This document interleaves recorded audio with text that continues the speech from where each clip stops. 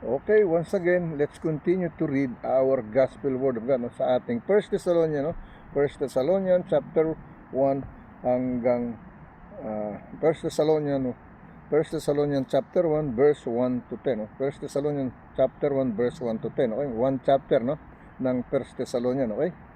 Thessalonians 1 Thessalonians chapter 1 verse 1 to 10, okay? Here's the message. Paul and Silvanus and Timotheus unto the church of the Thessalonians, which is in God's the Father and the Lord Jesus Christ. Grace be unto you and peace from God our Father and the Lord Jesus Christ. Verse 2, we give thanks to God always for your all, making mention of you and our prayers. Verse 3, remembering without ceasing your works of faith and labor of love and patience and hope in our Lord Jesus Christ in the sight of God and our Father. Okay? Verse 4, knowing, brethren, beloved, your election of God. Okay? Verse 5, for our gospel came not unto you in word only, but also in power and in the Holy Ghost, and in as much assurance as ye or you know what manner of men we were among you for your sake.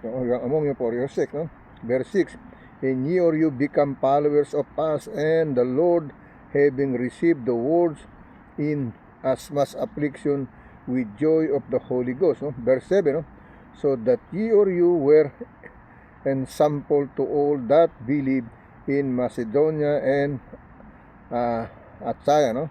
Verse 8, for from the sounded of the word of the Lord, not only in Macedonia and Achaia, but also in every place your faith, the God, word is spread abroad, so that we need not to speak anything.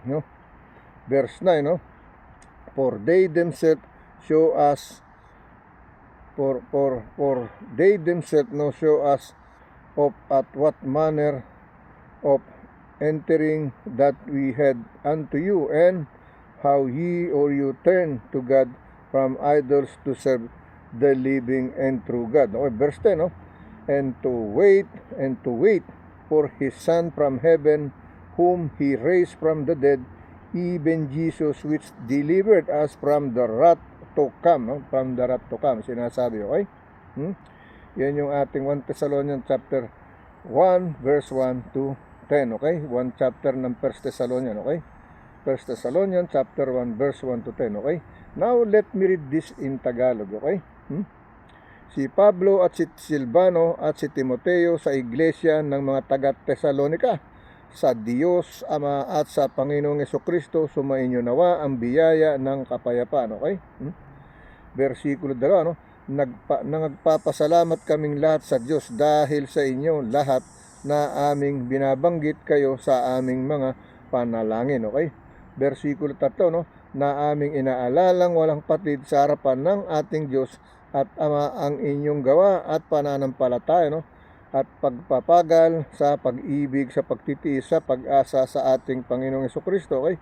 Versikulo 4, yamang aming nalalaman, mga kapatid, na ang minamahal ng Diyos ang pagkahirang sa iyo, minamahal ng Diyos, Sabi sa versikulo 4, pakinggan niyo mabuti, kaya tayo napunta rito, Pakinggan niyo mabuti, hindi ko to inanda para sa akin sarili, kung hindi pinababasa akin ni Lord para maunawaan niyo. Versikulo 4, sa isa Tesalonica pa na isa, versikulo 1 hanggang 10. Versikulo 4, yamang aming nalalaman, mga kapatid, na minamahal ng Diyos ang pagkahirang sa inyo, okay? Versikulo 5, kung paano ang aming ebanghelyo ay hindi dumating sa inyo sa salita lamang, kundi sa kapangyarihan din naman at sa Espiritu Santo, at sa lubos na katiwasayan, na gaya ng inyong nalalaman kung anong pagkatao namin ang aming ipinakita sa inyo dahil sa inyo, okay? Versikulo 6, at kayo'y nagsitulad sa amin at sa Panginoon ng inyong tanggapin ang salita ng malaking kapighatian na may katuwaan sa Espiritu Santo. Versikulo 7, ano pat kayo'y maging uliran ng lahat ng nananampalatayang nga sa Macedonia at nga sa Akaya. Okay, versikulo 8. Sapagkat mula sa inyo'y nabansag ang salita ng Panginoon, hindi lamang sa Macedonia at Akaya, kundi sa lahat ng mga dako ay natanyag ang inyong pananampalataya sa Diyos, ano pat kami ay wala nang kailangang magsabi pa ng anuman. Okay, versikulo 9. Sapagkat sila rin ang nagbalita tungkol sa amin kung paanong nakapapasok kami sa inyo at kung paanong nangagbalik kayo sa Diyos mula sa mga Diyos-Diyosan upang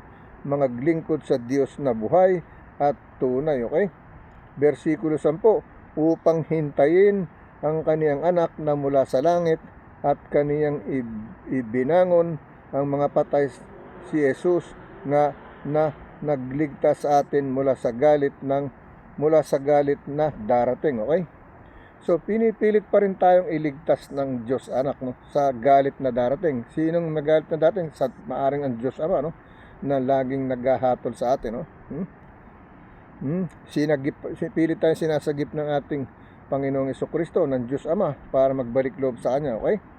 Ang sabi, no, sapagkat sila rin ang nagbabalita tungkol sa amin yung paanong makakapasok kami sa inyo at kung paanong makapagbabalik kayo sa Diyos mula sa mga Diyos-Diyosan, no, upang maglingkod sa Diyos ng buhay at tunay. Okay? Ibig sabihin, katulad ng pinagsasambahan ko, no, mga Diyos na patay, hindi buhay, no. Ngayon, napunta tayo sa Diyos na buhay at tunay, no. Diyos na buhay at tunay. Sino? Tayo mga buhay, no. Diyos na buhay. Tayo yung Diyos na buhay, no. Lahat tayo halos anak ng Diyos. So, ibig sabihin tayo iisa sa Diyos. Ibig sabihin, no. Ang tanong, namumuhay ba tayo na may Diyos ating isip at puso, no? Marunong ba tayo magpatawad? Marunong ba tayo umunawa, mapagmahal, no? Magpasensya, no? Huwag magsalita ng mga bagay na masakit, no? Pero siyempre, kaya ka nakakapagsalita ng bagay na sakit, nasa kapwa-tao. Sila ang nag-uudyok sa'yo, no? Binibigyan ka ng salita na masakit para makaganti ka ng salitang masakit, no? Ang Diyos ayaw ng ganon, okay? Kung maaari, wag. Pero minsan kailangan ipaglaban, eh. Kaya gumawa ng mga alagad ng Diyos tungkol sa pakikipaglaban, no? Pero nakita nyo ginawa ng Diyos Anak, no? Ang sabi sa Ama, patawarin mo po sila. Hindi nila alam ang kanilang ginagawa. Ganon tayo kamahal ng Diyos Anak, no? Ng Diyos Anak, no? Na mahal na Panginoong Jesucristo, okay? Ganon tayo kamahal. Isipin mo, sa lahat, kapag katapos na nangyari, no? At pagpako sa krus, ganito, no? Latigo, sintok, sipa, dura, no? Saksak, no? Ganong katindi, no? Ang sabi pa ng Diyos bago pumikit ang mata, Ama, patawarin mo po sila. Hindi nila alam ang kanilang ginagawa. Ganon kahirap ipaliwanag, ganon kahirap intindi ng pagmamahal, no? Isipin mo, pag pinatay, papatay din, okay? No? Pagka ninakawan, magnanakaw din, gantihan ng gantihan, kaya walang katapusang pagkakasala. Sa katigasan ng ulo, naku po, ang dami niya, no? Marami, nagbibiblia, katulad ko, nagbibiblia, pero hindi nakakasunod talaga sa gusto ng Diyos, no? Ang sabi ng Diyos, no, huwag kang magpahaba ng buhok katulad ng babae, no? Iyon, isa na yun sa katigasan ng ulo, no? Huwag kang maghikaw na katulad ng babae, no? At sabi ng Diyos, huwag kang magdamit ng damit panlalaki sa babae, pero hindi nakakasunod. Sinusunod nila yung kanilang kagustuhan, kanilang sariling kalayawan at kalayaan, no? Sa maling paraan, no? Kasi ang babae, kinakailangan gumaya ka parang babae para sa lalaki, at ang lalaki gumaya ka parang lalaki para sa babae. Ganun po nangyayari, no? Pero maraming hindi nakakasunod dyan, no? Ang sabi, huwag magtato, huwag magano. Kung nagkatato ka na, okay lang, nagkatato ka na. Pero pag nasa Diyos ka na, titigil mo na. Kung tapos yung tato mo, hindi, ititigil mo. Huwag mo nang gawing ginagawa mo ng dekorasyon yung katawan mo. Nagmumukha ka ng hindi tao, nagmumukha ang balat ahas, no?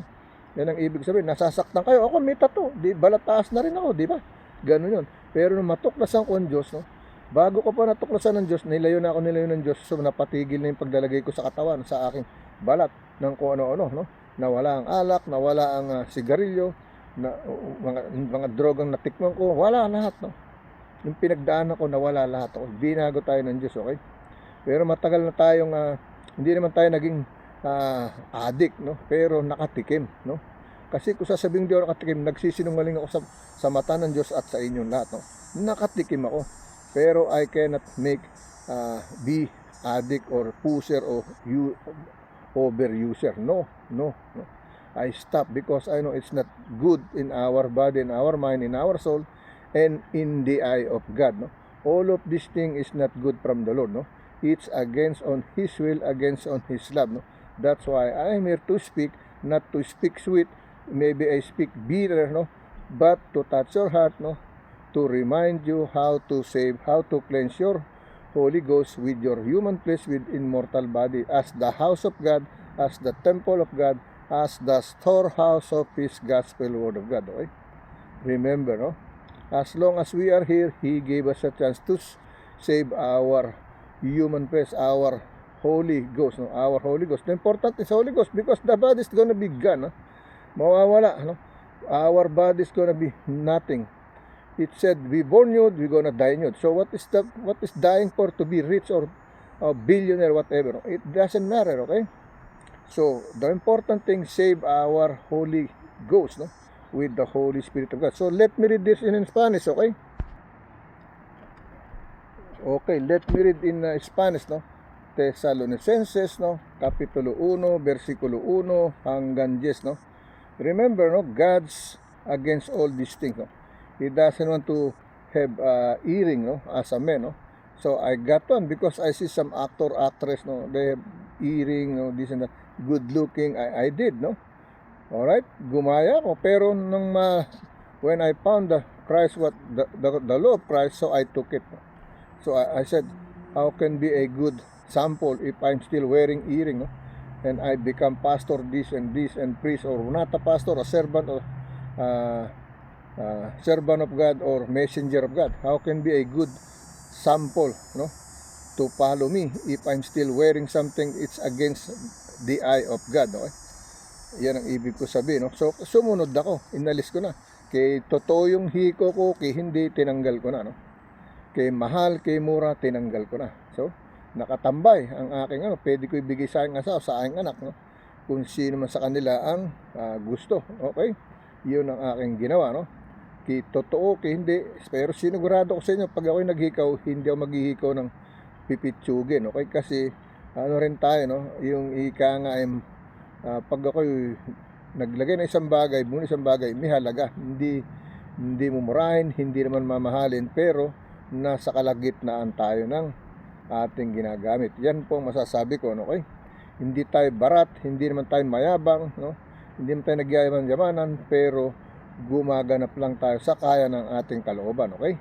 Sa bukal na kalooban. Kaya ng kalooban, bukal sa kalooban, okay? Hindi sabihin, at ang laki mo magbigay, at ang lit. Hindi tinutumbasan yung laki at liit ng bigay. Kasi ang Lord hindi tumitigil sa ganung mga bagay, no? O ito, malaking binigay ito. Saan ba nang galing yung malaki? Ninakaw? Galing sa kaban ng bayan? Ganon, no? Kasi pastor, ganun ganito.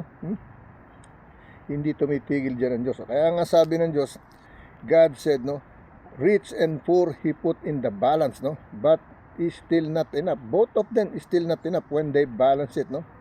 That's what He said on the Bible, di ba? Sinasabi rin doon, tinimbang yung dalawa, magkasama pa, pero kulang pa rin, no? Hindi pa rin husto, okay? Ibig sabihin, walang perfecto talaga, okay? Iisa lang ang perfecto, ang lumika, okay? Now, let's go back to our Spanish, no? Sa ating Tesalonicenses, Kapitulo 1, versikulo 1 hanggang, no? 1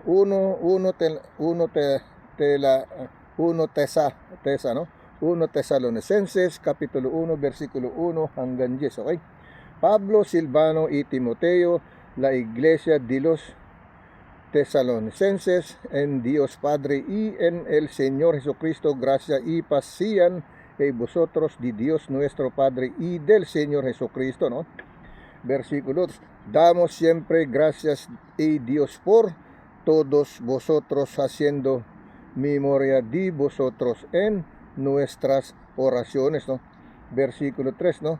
Acordándonos sin cesar delante del Dios y Padre nuestro de la obra de vuestra fe, del trabajo de vuestro amor y de vuestra constancia en el esperanza en nuestro Señor Jesucristo. Okay?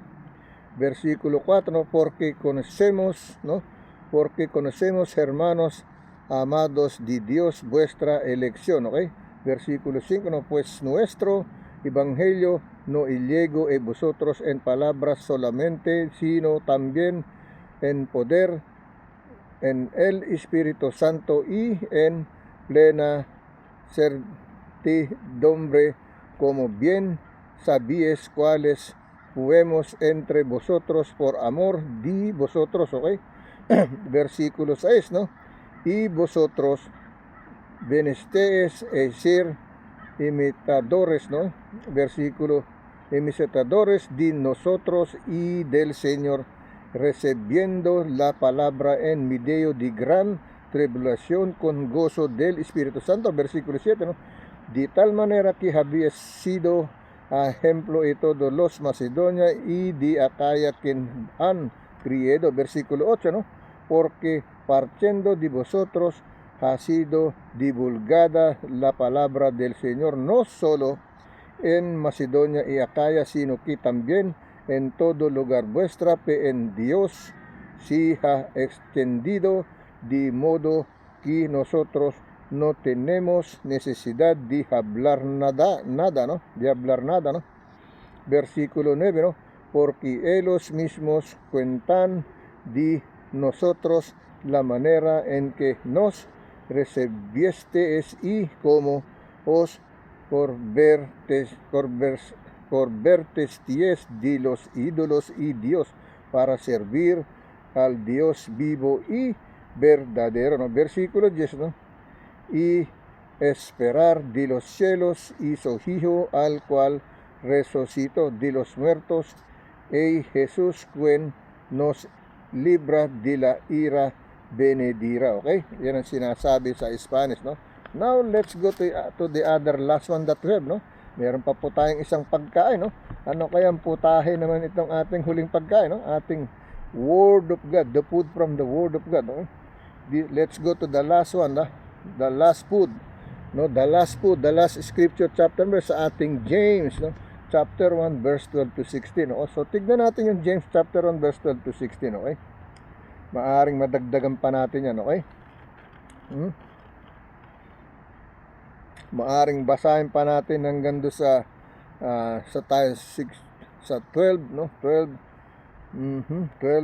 to 16, 12 to 16,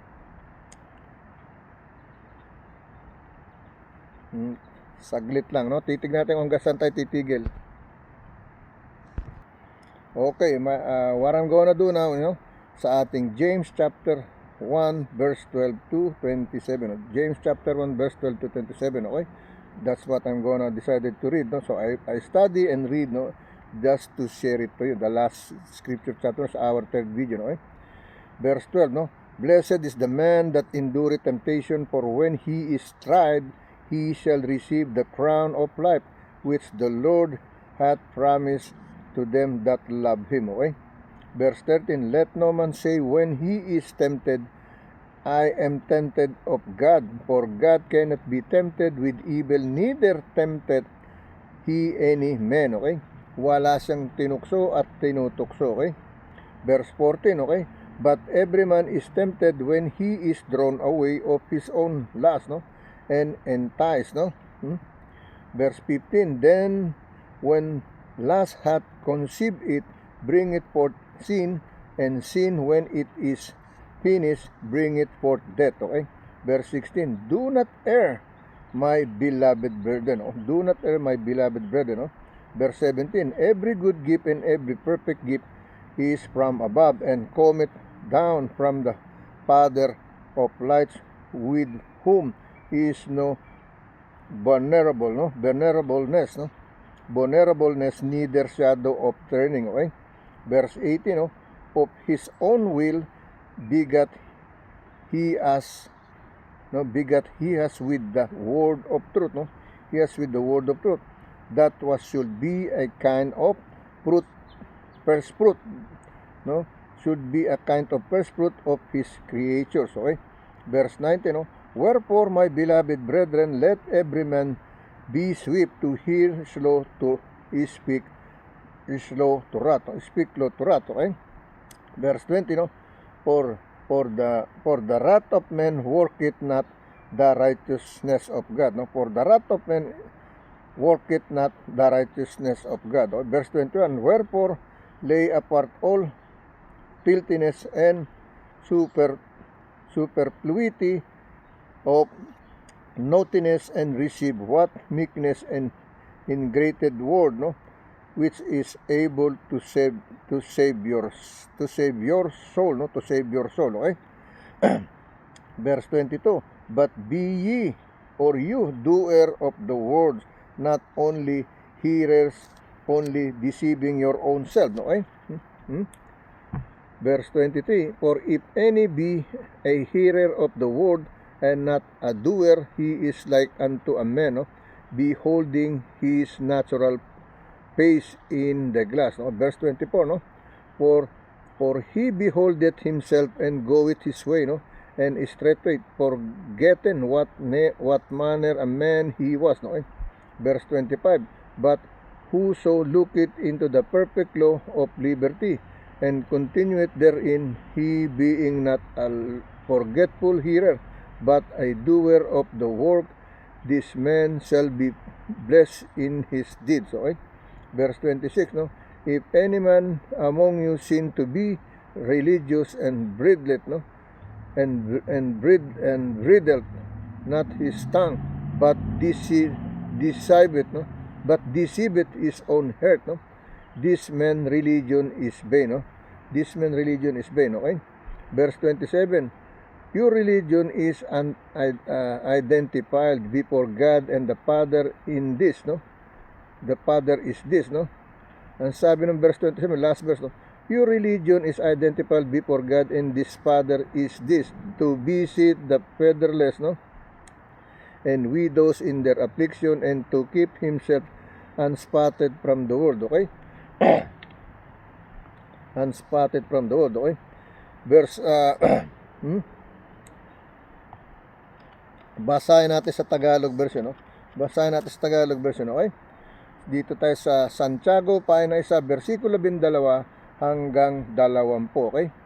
Santiago, pahina 1, versikulo 12 hanggang 20 sa Tagalog, no? Mapalad ang taong nagtitis ng tukso, sapagkat pagkasubok sa kaniya, siya'y tatanggap ng putong ng buhay, no? Na ipinangako ng Panginoon sa mga nagsisiibig sa kanya, no?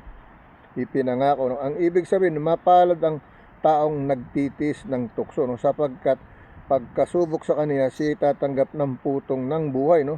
Na ipinangako ng Panginoon sa mga nagsisiibig sa kanya, okay? So, ibig sabihin, may tuksong lumalapit sa'yo, natutokso ka doon sa'yo, natutokso sa'yo. So, paglabanan mo. Pag napaglabanan mo yon, yan, matutuwa sa yung Panginoon, kasi alam niya nilalabanan mo na huwag kang magkasala, huwag kang sumakmal sa hindi magandang gawain, okay? Versikulo 23, huwag sabihin ng sino man pagka siya'y tinutokso, ako'y tinutokso ng Diyos, sapagkat ang Diyos ay hindi matutokso sa masamang bagay, at hindi rin naman siya nanunukso sa kanino man, okay? So, hindi ang Panginoon ang tumutokso. Hindi, pinabayaan ako ng Panginoon kaya ako natukso. Hindi po. Tayo ang nagpatukso. Kasi ang Panginoon, sinasabi rin sa versikulo 23, no? Sa Santiago, pahina sa versikulo 23, huwag sabihin ng sino man pagka siya'y tinutokso, ako'y tinutokso ng Diyos, sapagkat ang Diyos ay hindi natutokso sa masamang bagay, at hindi rin naman siya nanunukso kanino man, okay? So, kalaban ang tumutokso, kabilang panig. Versikulo 14, kundi ang bawat tao ay natutokso pagka nahihila ng sariling masamang pita at nahihikayat, okay? So, pinababayaan mo, gusto mo, hindi mo tinatakasan, ibig sabihin gusto mo, no? Kasi nasasabik ka sa laman sa ganitong bagay, o nasuhulang ka ng pera, o nabigyan ka ng regalo, no? Ganun yan, nabigyan ka ng pangako, no? Doon ka nahihila, no? Ang sabi, no? Kung hindi, no? Kundi ang bawat tao ay natutokso pagka nahihiwalay kayo, no? Nawawala sa yung banal na espiritu. So, Pag the Holy Spirit is not it's going away with you, then you become tempted to do something is bad. That's the way it is, no? But if you keep the power of God, the love of God, you cannot be tempted for whatever you do in your life, in every day, every second, minutes, in our everyday life. You cannot be tempted because God never tempted you, no? Kung magkagayoy ang kahalayan, no? Ang sabi ng versikulo 4, kundi ang bawat tao natutok sa pagka nahihila or ng sariling masamang pita at nahihikayat. Okay? Sabi siya, 1 for the road. 1 for ano? So, pumayag ka 1 for the road. Hindi pala 1 for 3 for the road na. Hanggang sa hindi mo na makita yung road, di ka na makabalik. Yun, natukso ka, nahila ka, nahikayat ka. Okay?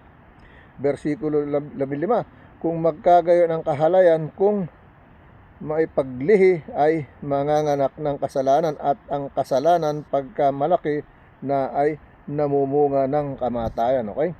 So, big sabihin, nagbibigay ng kahiya, no? Kagalitan, no? Pag lumaki, kagulo na, wala na, no?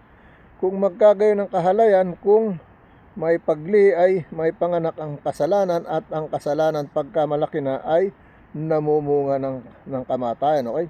Nagbibigay galit, no? Inis, kahihiyan. So, nagkakaroon ng malaking problema, lumalaki na. Okay? Mapupunta sa awayan, labanan, okay? Kamatayan. Versikulo 16, huwag kayong padaya, mga minamahal kong kapatid, no? So, huwag padaya, ibig sabihin, huwag patukso, okay? It said, do not err, my beloved brethren, no? Huwag padaya, okay?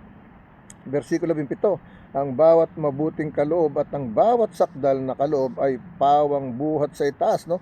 Na bumababa mula sa Ama, ang mga ilaw na walang pagbabago na kahit anino man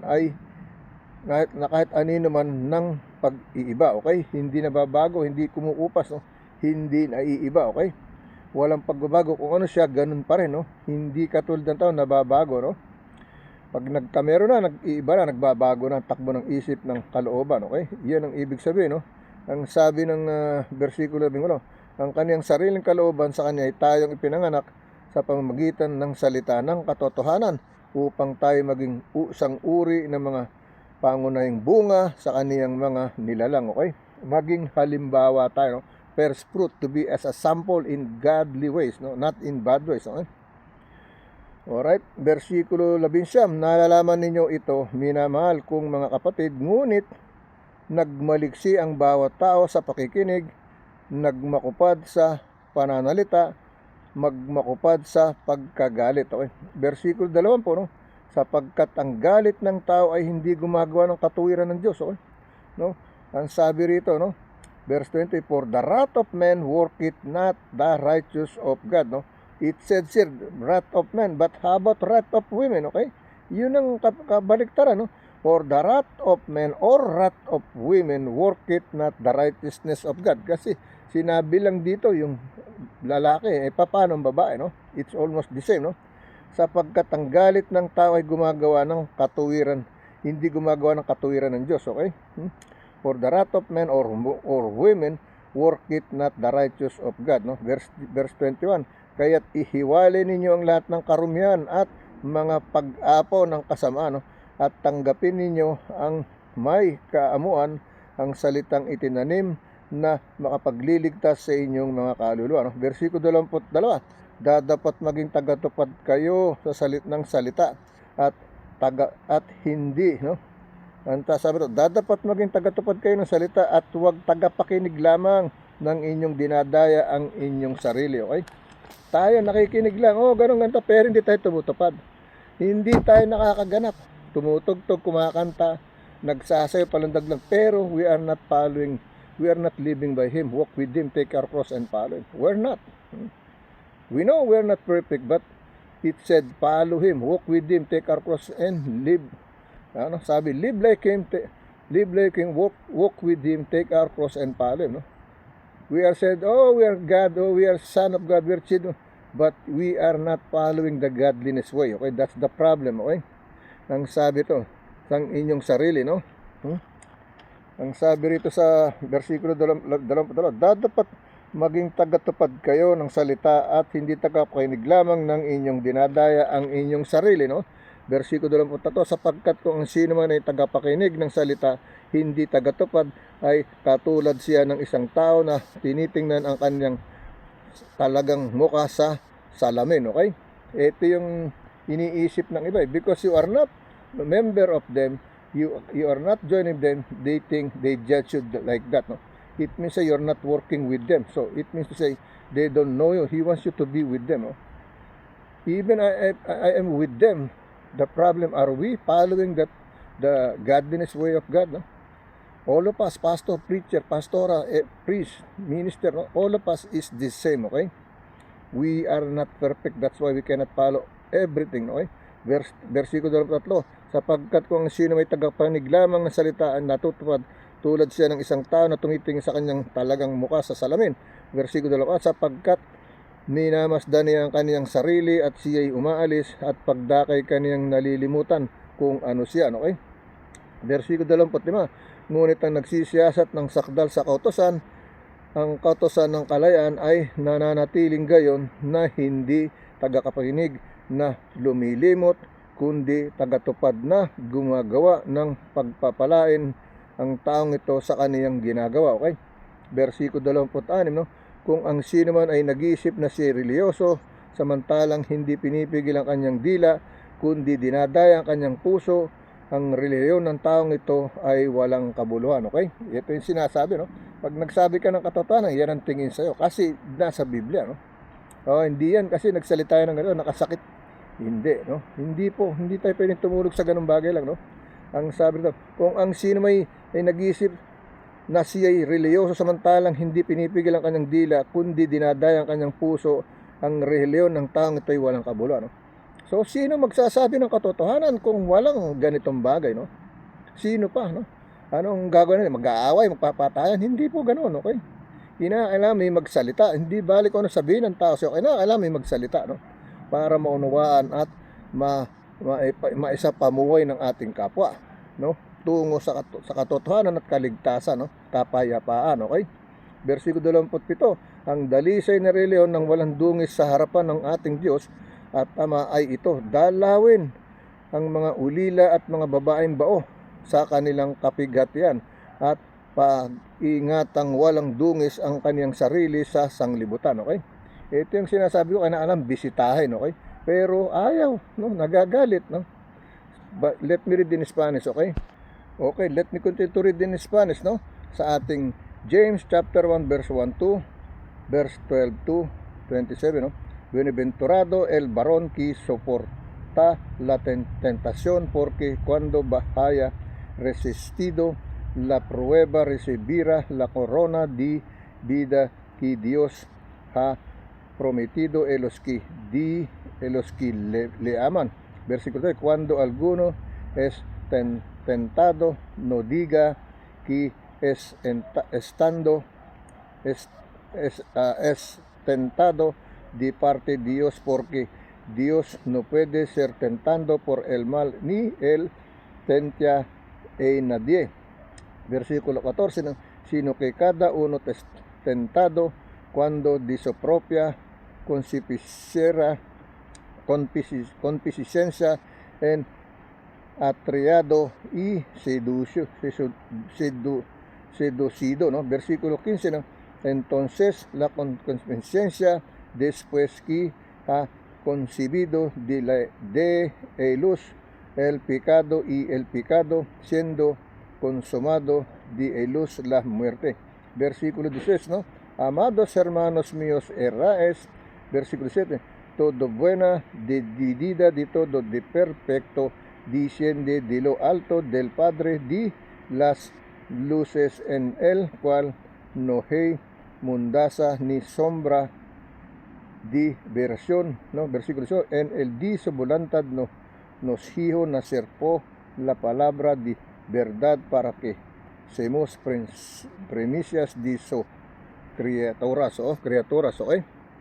Versículo 19, por esto, nos amados hermanos, todo el hombre se pronto para oír, tardo para hablar, tardo para arrasarse.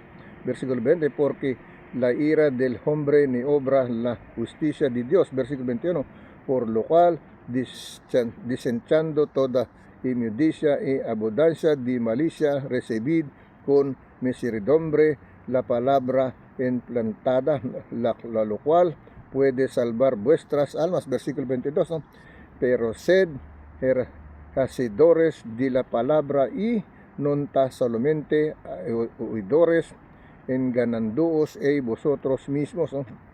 Versículo 23, ¿no? Porque si alguno oidor de la palabra, pero no hacedor de ella, semejante al hombre que estudiara en un espío si proto natural, okay?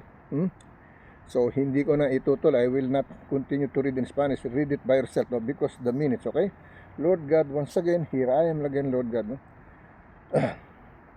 To thank you, no, for guiding me whatever I have to do, Lord God, by your will, not only by my will, but your will be done, no? Your love, your unlimited no? Your unlimited love to guide us, no? To guide me to do whatever you want me to do, to you and to all these people, to save them, to call, to come back to in your holy mighty name, Jesus. Amen and amen, okay? Lord God, God bless to all of us, no? God bless you po. Ingat po hanggang bukas po muli.